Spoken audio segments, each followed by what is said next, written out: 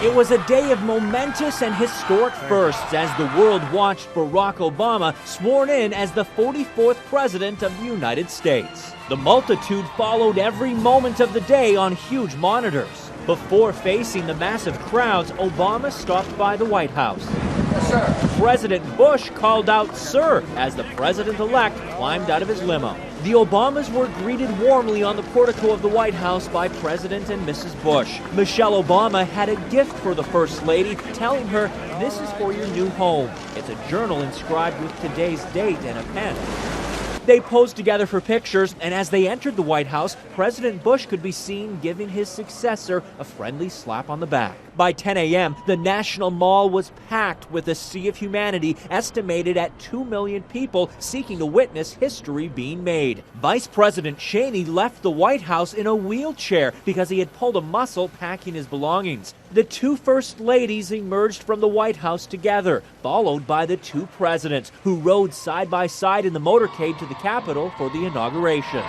All along the route, the motorcade was greeted with waving flags, cheers, and salutes. The TV audience had an unusual glimpse behind the scenes inside the Capitol as former presidents prepared to take their seats. The first President Bush and Barbara Bush wore purple scarves to symbolize national unity, the combination of both red and blue. There were warm greetings behind the scenes between the Bushes and the Clintons. But look at this, an apparent snub as President Carter and his wife Rosalind seemed to ignore the Clintons, walking right by without a greeting. And this was our first glimpse of the Obama children, Sasha and Malia. Malia Obama and Sasha Obama. Ladies and gentlemen, the President-elect of the United States, Barack H. Obama. And this was the rapturous welcome for President-elect Obama as he emerged from the Capitol.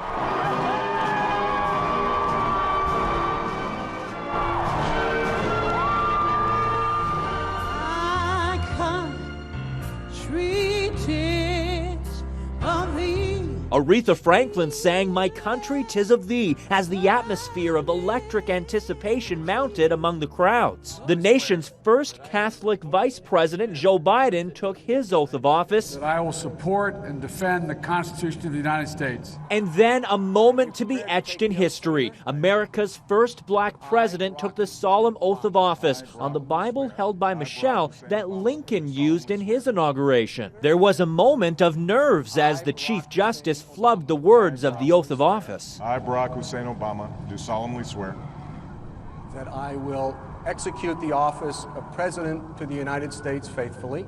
that I will execute The office of President of the the United office of States. President of the United States faithfully And will, to the best of my ability, and will, to the best of my ability, preserve, protect, and defend the Constitution of the United States. preserve, protect, and defend the Constitution of the United States. So help you God. So help me God. Congratulations, Mr. President.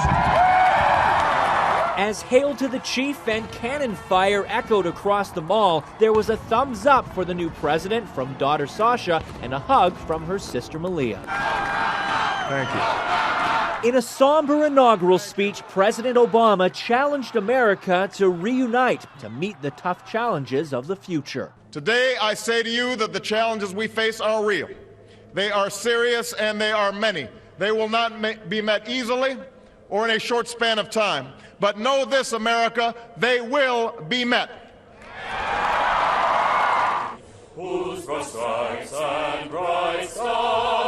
And the new president and first lady joined in a moving rendition of the national anthem.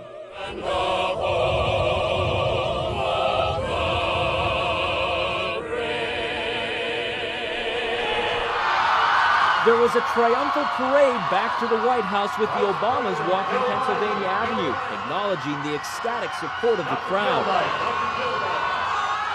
Minutes later, the children joined them and they made their first official appearance as a family on the parade viewing stand.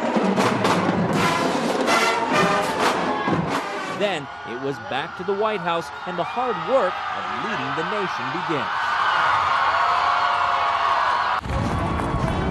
A crowd of historic proportions, 2 million strong, descended on the nation's capital to see Barack Obama sworn in as 44th president, and a sea of famous faces were on hand for the eventful day.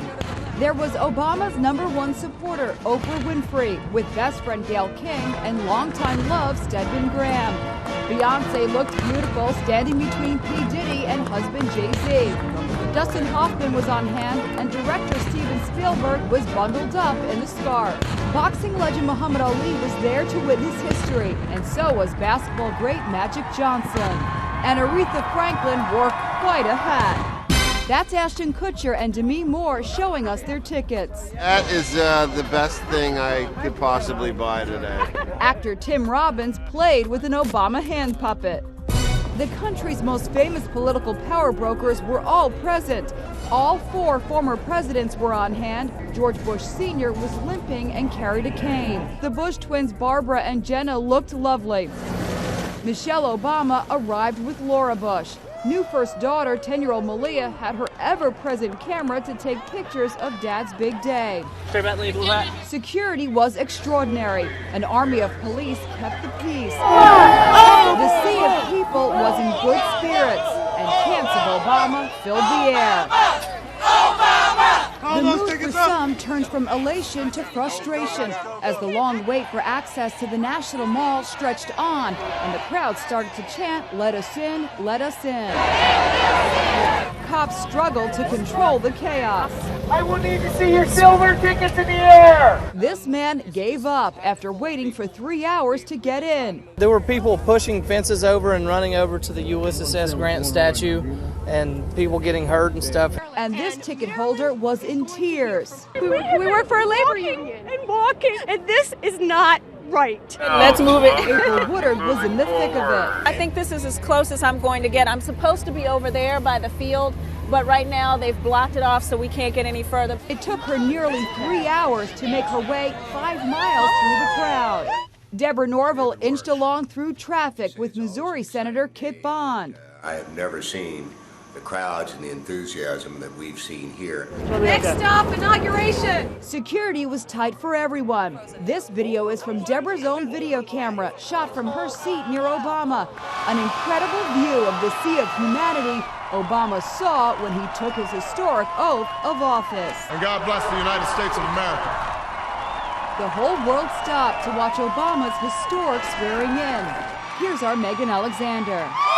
Massive crowds packed New York's Times Square, cheering with their eyes glued on the giant monitors above. And school came to a halt across the land as students watched history unfolding. Thousands of kids crowded into New York's Harlem Armory for the momentous occasion. And the celebration's not just in Washington, D.C. Here in New York at the Harlem Armory, these students said they wanted to see history in the making. This is one day of school they didn't want to miss.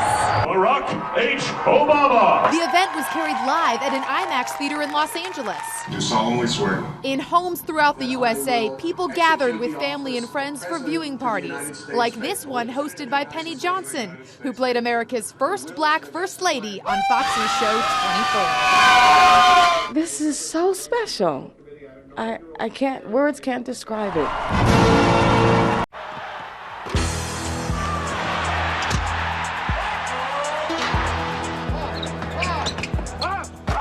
Michael Jordan is a master of the game.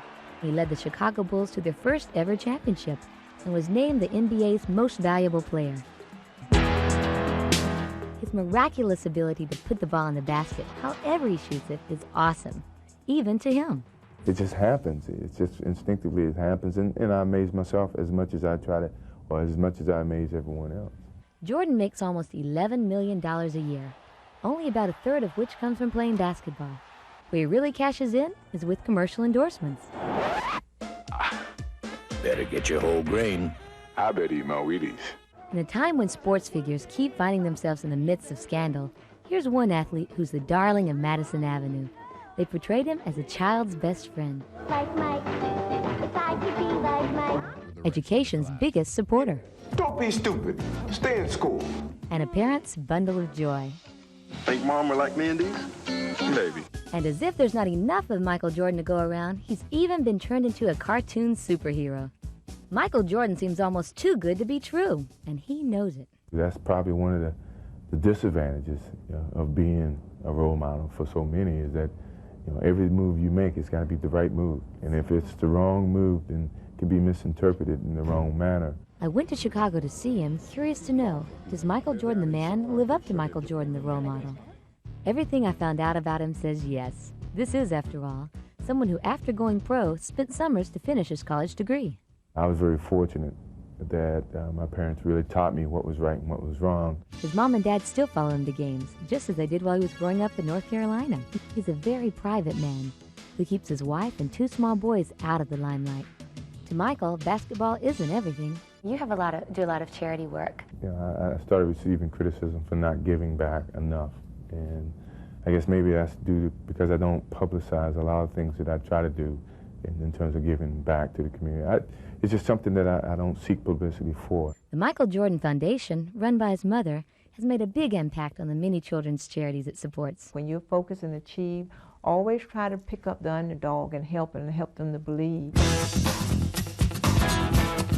Michael believes so strongly in the power of education, he's even endowed his old high school, Laney, in Wilmington, North Carolina, with an annual college scholarship. After all, it's where he got his first jump on the competition.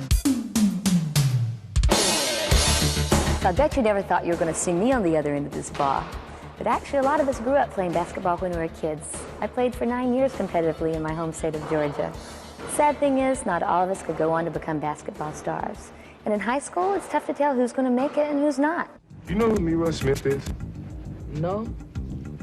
He's the last guy to make my high school basketball team. One of Michael's favorite stories is about Leroy Smith and how he, not Michael, made the varsity team their sophomore year in high school. At the time, Leroy was 6'7", and Michael, even though he was as competitive as he is today, stood only 5'9".